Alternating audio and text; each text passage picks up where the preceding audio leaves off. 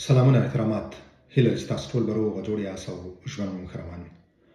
ملګرو، زه غواړم چې نن در سره په ډېره یو مهمه موضوع خبرې وکړم او هغه دا دی چې دلته په اروپا کې لکه څرنګه چې موږ تاسو پوهیږو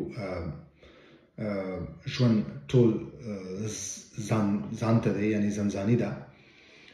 دومره سوشل ژوند دلته نشته څومره چې په وطن کې دی. بیا خاص کر موږ تاسو افغانان ته ډېر زیات ځانځاني ده، ځکه چې موږ تاسو په دې ټولنه کې دومره نه یو مدغم شوي یاست. د اکثر ملګرو وطندارانو ته ژبه نه زده ده، نو په دې بنیاد باندې موږ تاسو دغه ټولنې یو قسم ډېر جدا پاتې شوي یو. موږ تاسو د ټولنه کې دومره مدغم شوي نه یو، دومره دغه ټولنې د کلتور نه یو خبر. نو دا بیا نور هم موږ ته یو قسم دلته یو سخت حالت جوړیږي او دغه ځانځاني او دغه سخت حالات د سره موږ باید موږ تاسو مبارزه وکړو. او طبیعي خبره ده، موږ تاسو ته ذهناً ډېر زیات سخته تمامېږي، موږ تاسو په ذهني صحت باندې ډېر اثرات غورځوي. لکه اکثرا موږ تاسو کې دا خبرې ډېرې مشهورې دي چې دلته ژوند ډېر زیات سټرس اټیک دی او د کې حقیقت دی چې دلته ډېر زیات سټرس موجود دی. د کورنۍ نه لرېوالی، د وطن نه لرېوالی، په پردي کلتور کې په بله ټولنه کې ژوند کول، اوسېدل، کار کول، خپل ژوند جوړول، نو دا اسانه خبره نه ده، دا ډېره سخته خبره ده. نو په دغه پروسه کې بیا موږ تاسو په خپل ذهني صحت باندې دومره فوکس نه یو. موږ تاسو ټول فوکس په خپل ژوند باندې چې څنګه کار وکړو، پیسې وګټو، خپل اسناد جوړ کړو، اسناد واخلو، په دې باندې ډېر زیات فوکس یو. او په دغه پروسو په جریان کې بیا اکثره ملګري داسې دي چې دوی ته د سټرس یا ډپریشن دغه مرضونه ولګېږي. نو زما د دغه ټولې ویډیو مقصد دا دی که چېرې یو کس دغسې یو مشکل سره مخ وي، نو دوی ته یعنې په وطن کې موږ تاسو که دغسې یو حالت سره مخ شو، نو موږ تاسو شرمېږو تر څو خپل ډاکټر ته لاړ شو، خپل علاج وکړو. یا اکثرا تاسو به لیدلي چې بعضې خلک د ډپریشن یو داسې سټیج ته ورسېږي چې څوک ورته لیونی وایي، څوک ورته څه وایي، سودایي وایي، څوک شل نومونه ورته یادوي. یو قسم تحقیري نومونه دي چې موږ تاسو تحقیري چلند ورسره کوو او بیا دا د دې لامل کېږي چې یو کس په حقیقت کې لیونی شي، هغه ذهني صحت داسې یو لیول ته ورسېږي چې هغه بیخي مات شي، او چې هغه هر کله مات شي نو بیا هغه په واقعیت کې بیرته راستنېدلی نه شي، هغه ته ډېر زیات مشکلات بیا پېښ شي. زما د دې خبرو مقصد دا دی که یو کس دغه سختو نه تېرېږي، هغه یا سټرس لري یا ډپریشن لري، ژور خفګان لري، دا نن سبا قابل علاج مرضونه دي، د دې علاج شته دی. نو تاسو کولی شئ چې ډاکټر ته لاړ شئ، د دې علاج وکړئ، د کې شرم نه دی پکار.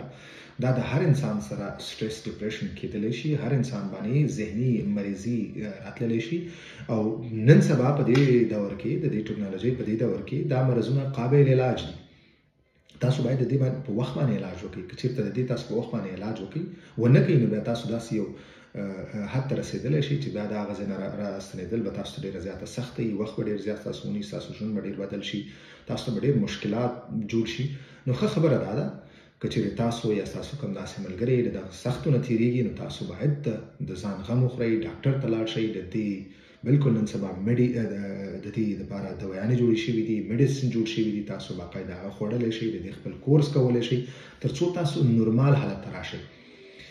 او د دې اکثره زموږ ساسوتران دغه مشکل سره مخ دي، دوی خو وایي نه، یا شرمېږي یا غیرت ځان ته نیسي، او د دې چې کوم هغه منفي اثرات دي هغه بیا د دې شکل باندې راوځي چې موږ تاسو هره ورځ ګورو په لاشپیل کې کله په یو ځای کې یو په چاقو والی، کله بل مړ کړي، بل په چاقو والی، چا ځان وژنه کړي، چا څه کړي.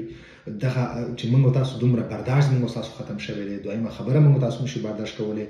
په دویمه خبره نه یو بل ته وایي چې ادرس واچوه، ادرس راولېږه، چاقوان یو بل پسې راوباسو، جنګونه کوو، په کار په ځای کې جنګونه کوو، یو بل مو والي، په جیلونو کې موږ او تاسو یي، موږ او تاسو په یو بل باندې لاسونه مات کړي، موږ او تاسو یو بل باندې په چاقوانو والي. د دغه ټولو وجه همدغه زموږ او ستاسو ذهني صحت دی. موږ تاسو دې ته بالکل توجه نه ورکوو.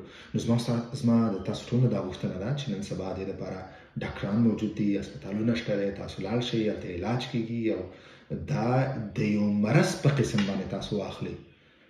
دا وطن نه دی، نه دلته اوس هغه پخوانۍ دنیا ده. نن سبا ټکنالوژي راغلی، دې لپاره دوايانې جوړې شوي دي، دلته ډاکټران دې لپاره موجود دي، هسپتالونه دي، دې لپاره کورسونه دي، دې لپاره درسونه دي. نو تاسو لاړ شئ. دا داسې یو مرض دی لکه یو کس چې تبه ونیسي او هغې لپاره هغه ګولۍ وخوري او هغه جوړ شي. نو دا هم دغسې یو مرض دی.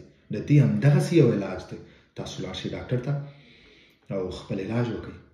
که چیرې کوم ملګری غواړي چې په دې اړه باندې خبرې وکړي، تاسو ما دلته میسج کولی شئ، یا که دوی غواړي چې چیرې لاړ شي، کوم ډاکټر ته ورشي، څنګه لاړ شي، نو زه هغې کې ورسره کومک کولی شم. ولې تاسو د خپل ځان غم وخورئ.